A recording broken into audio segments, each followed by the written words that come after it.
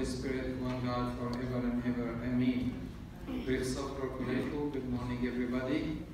May God bless you and protect you and be with you all the days of your life and protect your family as well.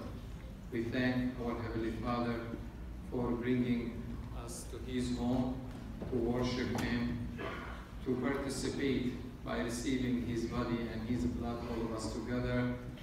And we thank Him for this beautiful and amazing blessing. We thank Him because when He created the whole universe, the Bible says that the last day God rested.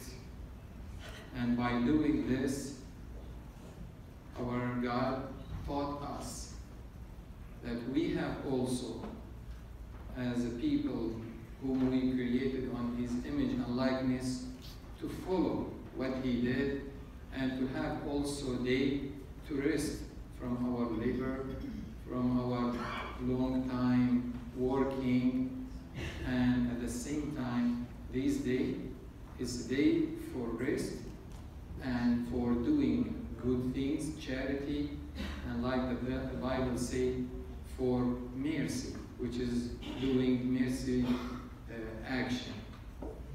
Unfortunately, the world or the society or the Western world slowly is trying to turn the real meaning of the day of the Lord from spiritual meaning to physical meaning. The Bible showing us very beautiful order that God created everything, then He rested. And when we rest, pretty much we are trying to make ourselves holy, the rest, the day that we devoted to the Lord. We have to go to the church to receive communion, to do good things, and we sanctify, we make ourselves more holy. So we prepare ourselves spiritually for the rest of the week. So pretty much it's like a circle. I work hard 7 days or 6 days or 5 days, and then I take 1 day to receive spiritual rest, to charge my soul, to charge my heart, myself spiritually, in order to continue next week.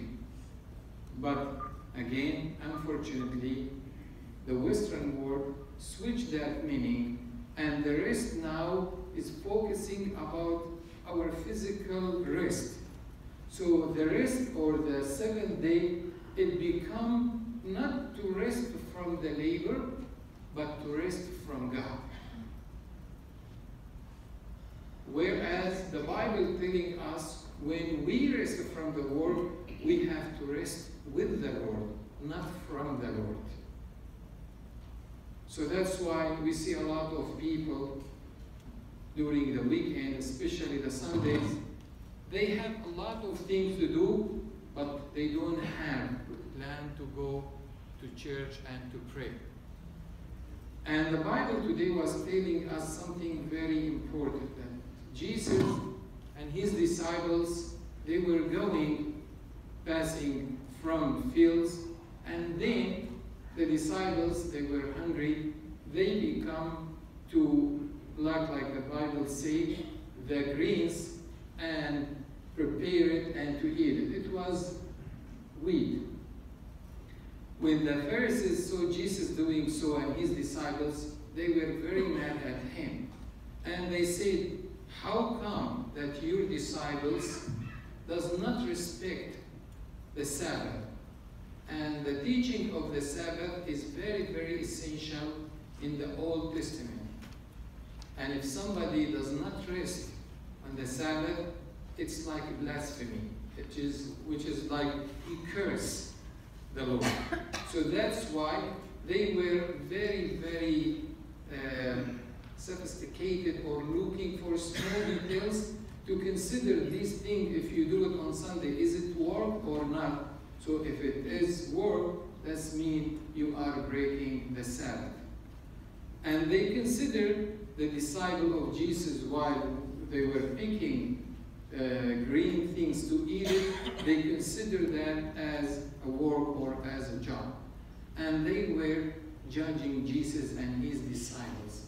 But Jesus then answered them and he said, the Sabbath was made for man and not the man for the Sabbath. Which is, you as a human, you are more valuable than the day. Because God created everything, then created the man to reign over, to control everything. So the man is more important than the Sabbath. And on top of that, they were not doing bad things. They were eating. But because they were looking to find any mistake in Jesus' teaching in order to claim about him, so they were telling him, you breaking the Sabbath. Not knowing, while they were talking with Jesus in this way, they were judging him. And the teaching in the Old Testament, if you break the Sabbath, your penalty is killing, to kill you. So they were focusing how to follow the Sabbath, but from other hand, they don't care if following the Sabbath will lead somebody to be killed. So those Pharisees, they were looking for something unreal to find it in Jesus and his disciples, and they think that they doing or they following the teaching of the Old Testament, but from other hand, the penalty of these deeds or this action will lead to be somebody to be killed if they will judge him. A lot of time, we also as a Christian, during our life in the church or out the church, we judge people, and we think when we judge them, we doing good things, and we have a zeal about God, about the Bible. How come this person he do so and so? How come this group they don't follow so and so? So we try to correct people and we judge them. So a lot of time we have to be careful in our life how we correct people if they make mistake, not by judging them, rather by maybe praying for them, warning them, and the judgment is very, very big sin. By the way, the judgment does not begin right away. At the beginning, people, they gossip, and then when they gossip a lot about one thing, then they think they have right to judge those people. And at that time, they fall in the sin. We have no right to gossip, because the gossip will lead us for or about to the judgment. And Jesus then, he said, we have to understand that the way we will judge people, we will be also judged. He said in Luke, do not judge and you will not be judged. Because if you judge people, the same judgment you judge those people, you will be judged. So we have no right to judge people.